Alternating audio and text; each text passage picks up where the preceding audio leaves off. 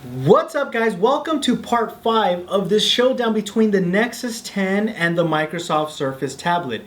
If you're just tuning in, I highly recommend you visit those links down below and start this series from part 1.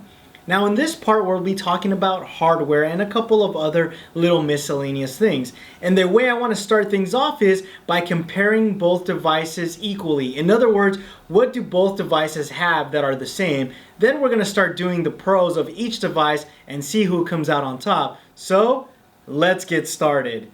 Now the very first thing that you'll notice on both devices is that they have front-facing cameras and rear-facing cameras. Both of them shoot equally, I would say, comparable to what you're going to use them for. I mean, you're not going to go make a movie, even though I'm sure you could, but the quality is going to be, on the most part, pretty decent. The next thing you'll notice that both devices have is a micro HDMI port. So in case you're not liking the screen on any of these, you can just simply output it to your television and have a better experience. And pretty much aside from that, the only thing that they would have the same is a 3.5mm headset jack. After that, I would say they're not equal in any bits, and this is where things start to change. So let's start off with the Microsoft Surface tablet, and we'll be switching back and forth pros versus pros on each device. Let's start off with the Surface. The Surface is made out of magnesium. Now, I'm not necessarily saying that that's a pro compared to the Nexus 10, I'm just pointing that out. This is where I would say it's a pro. This kickstand down here. This makes it really easy so that when you place this on a flat surface, hence the name, Surface, you can easily watch, use the internet without having to hold the device. So I would give the edge on the kickstand portion of it, not necessarily the material, although it does feel really good in the hands, to the Microsoft Surface. The Nexus 10 does not or is not made out of magnesium or any metal. It is made out of this gummy sort of plasticky feel.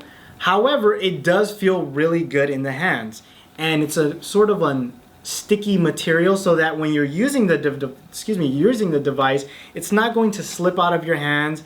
And also, the device is slightly curved a bit, so it makes it very easy to hold. A lot easier to hold than the Microsoft Surface tablet. It's a lot more comfortable to hold too. However, this is where some of you may not like the Nexus 10 because of the material. And I don't know if you guys can hear this. It has this sort of a cheap feel to it compared to the Microsoft Surface tablet, which really feels premium. So that on the portion of what they're made of, that's up to you guys. Remember, this is a video to just show the comparisons between both devices.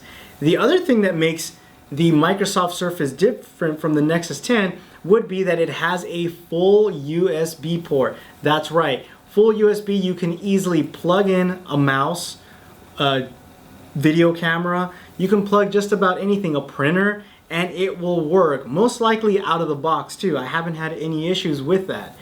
Now let's move on to the Nexus 10. The Nexus 10 has a rear LED light, which is very convenient for taking pictures or video, or also there's applications where you can use the LED light to stay on as a flashlight. So this does have a multi-purpose use, something that the Microsoft Surface does not have.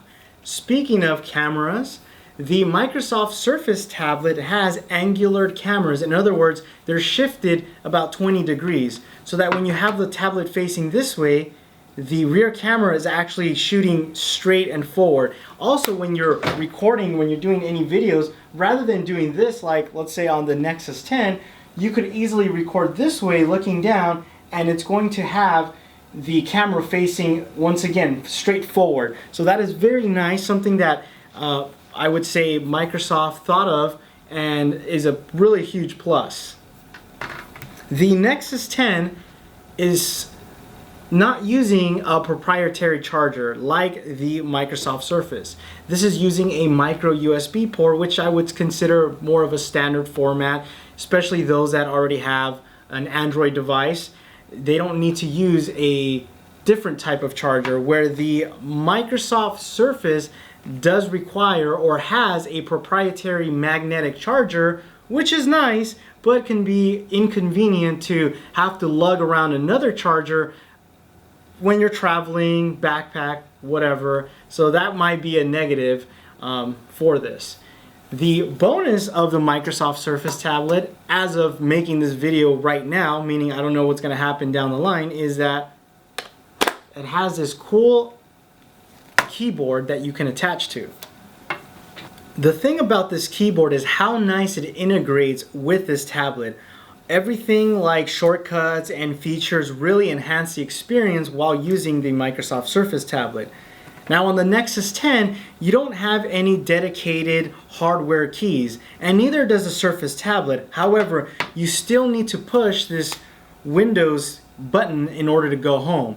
And while you rotate the tablet from this way, from landscape to portrait mode, it changes the button, whether it's located at the bottom or on the side or this side. So that can kind of have an inconsistent feel while using the device. Now on the Nexus 10, you don't have that, or you don't have any buttons at all. They are all integrated into the software, as you've seen on part 4, that the software keys change. So in other words, they're down here, and if I move the tablet to portrait mode, they automatically shift down here. So the experience could be a little bit better on the Nexus 10. Now, something that the Nexus 10 doesn't have is a micro SD slot. That's right, you can expand the storage on the Microsoft Surface tablet because it does have a micro SD slot, which is very, very nice. As you can see, I have a 16 gigabyte put into my Surface tablet, and regardless of what Google wants to tell you that it's not a good experience to have one of these, it really makes it nice to be able to expand the storage on your device. In a nutshell, that pretty much wraps it up between the differences on both devices.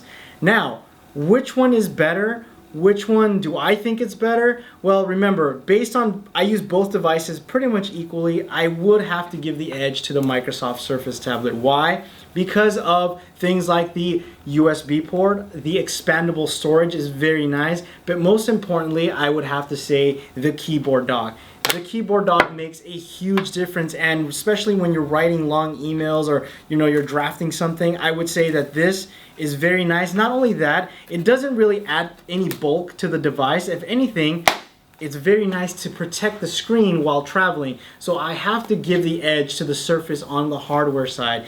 Not that this is bad. This is good, however, the cheap feel, or at least the one I got, and like I said, maybe you guys aren't experiencing this, the people that have the Nexus 10, but that cheap feel, I do like the feel of this slightly better than the Surface. However, I feel that this was made a lot better, and even though this is $100 cheaper, this is definitely $100 worth more when it comes to the hardware that you get. So who won? Let's go ahead and tally up the scores and see. In round 1, we had a web browsing experience.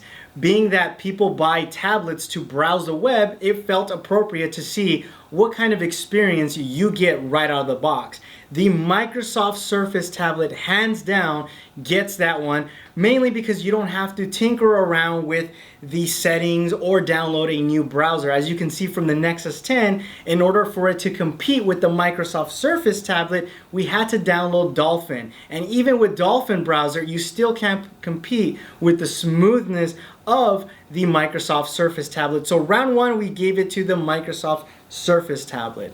In round 2, we had a tie when we talked about displays. Now, even though the Nexus 10 has a higher PPI, it felt a little bit short while we were browsing the web. There was optimization issues. It wasn't the experience that we would expect from a high PPI display. That's not to say that this is a bad display. It just means that things are not optimized yet, and we have to wait further down the line for it to catch up. But other than that, this display is gorgeous, hands down.